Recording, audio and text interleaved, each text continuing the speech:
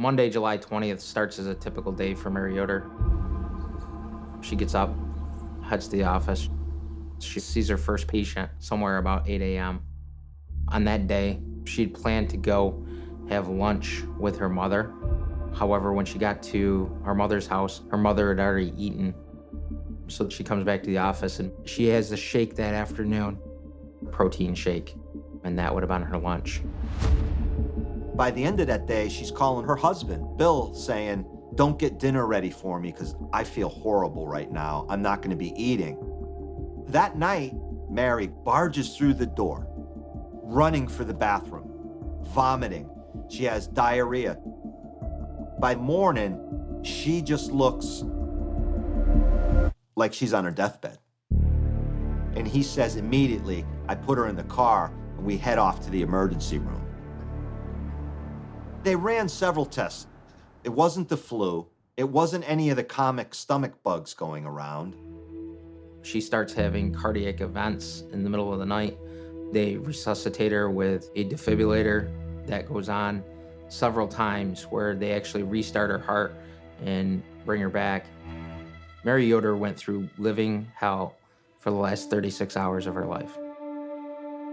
Present at the hospital when Mary does pass away is her husband, Bill, all three of her children, along with Caitlin Conley, who's the office manager, and her son's on-again, off-again girlfriend. The question is immediately, what happened? And doctors go to Bill Yoder and say, listen, this is really strange and we want to get your permission to send her body for an autopsy. And Bill says right away, absolutely. I want to know what's going on here. The autopsy was performed by Dr. Kenneth Clark out at the Onondaga County Medical Examiner's Office. And as he's looking under slides of cells from her individual organs, the cells appear like they are killing themselves. And that is his first clue that something may have been introduced into the body that actually caused this death. So Dr. Clark initially orders blood tests on certain heavy metals and the typical poisons like an arsenic, cyanides, and they all come back negative. Now he's baffled. He knows that she's been poisoned, but he doesn't know how, and that's so important. By this time, Mary's body has been released back to the family and cremated. Dr. Clark has only one vial of her blood that can be tested. He needs to make it count. He reaches out for Upstate Poison Control and Dr. Gina Marafa, and based upon the timetable of events of when Mary becomes symptomatic to the time of death, along with the cardiac events she is leaning on, that is a typical colchicine poisoning. Colchicine is a medicine commonly administered in low doses to treat gout. But in higher doses, it can be lethal. With the last vial of blood, they do a test. Almost 2 months after Mary's death, they get the results. It comes back positive for colchicine. It's definitely a unique intoxication or poison death, so to have something this unique is a little bit odd. 2 letters show up. One shows up to the medical examiner's office. One shows up to the sheriff's department. It's the same anonymous letter. The letter directs us to one person and one person only, and that's Adam Yoder, Mary Yoder's youngest son. He said now the colchicine container is under the front passenger side of his Jeep. That's where he said it was until he figures out where to dispose of it next. That letter specifically blamed Adam Yoder. So our people of interest in this case are Bill Yoder, and obviously once we receive the anonymous letter, it becomes Adam Yoder. Ben Amy believes the author of the letter knows more than they're letting on. I make a phone call to Adam, tell him that I'm investigating the death of his mother, and ask him if he'll come to the office for an interview. We actually watch for him arriving at the office. He does drive the Jeep that's mentioned in the anonymous letter.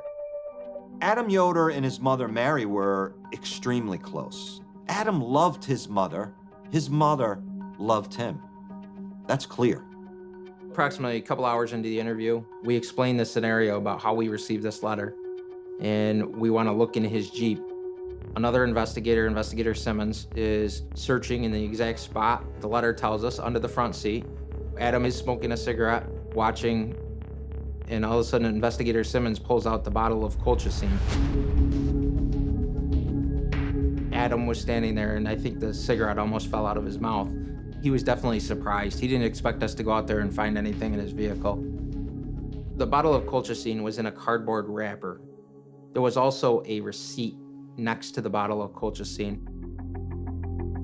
The receipt contained a lot of personal information about Adam Yoder, and the address that it was shipped to, the chiropractic family office his parents own. They also find an email address on the receipt. Mr. Adam Yoder, 1990 Gmail address. He goes, but that's not my email address. We then go back into the interview room and continue asking him questions. Adam denies any involvement in his mother's death. He says he wasn't even in town when she got sick. We had subpoenaed his Easy Pass prior to that, and when he gives us his explanation of where he was, it's the exact same as what the Easy Pass identifies. When I ask him, do you know of anybody who would want to cause harm to your mom? He does not point the finger at anybody. He seriously does not believe that anybody would want to cause harm to Mary Yoder. We ask Adam, is this something you think your dad might be capable of, trying to frame you? And Adam was like, absolutely not. That would not happen. To learn more about Bill, investigators turn to Mary and Bill's office manager, Caitlin Conley. She was Adam's girlfriend, and she integrated herself into the Yoder family. Caitlin says she doesn't think Bill had anything to do with Mary's murder, but she doesn't know for sure. There is someone else, though, whose behavior she has found troubling. We start specifically talking about her relationship with Adam. It becomes clear to Investigator Van Namey that Caitlin and Adam have a difficult and stormy relationship. She talks about how you can't protect me and how she's scared of Adam, and that's specific to what the letter mentions. And light goes off in my head, and at that point, I ask her if she's the author of the anonymous letter.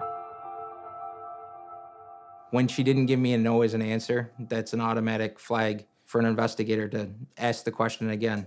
I again said, if you're the author, we need to know, did you write that anonymous letter that we got? And she stated that she did. And then she went from a witness to all the way to a suspect. One of the things that we found immediately during the examination of Caitlin Conley's cell phone was the Mr. Adam Yoder 1990 at gmail.com email address had been added to her personal cell phone as an account on the phone. This was the same email address used to purchase the colchicine found in Adam's car. The final piece of evidence is the DNA on the cardboard wrapper around the colchicine bottle. It comes back to Caitlin Conley, nobody else. DNA from the stamp on the anonymous letter also matches Caitlin Conley. Investigator Van Namey has no witnesses to point to his prime suspect. All his evidence is circumstantial.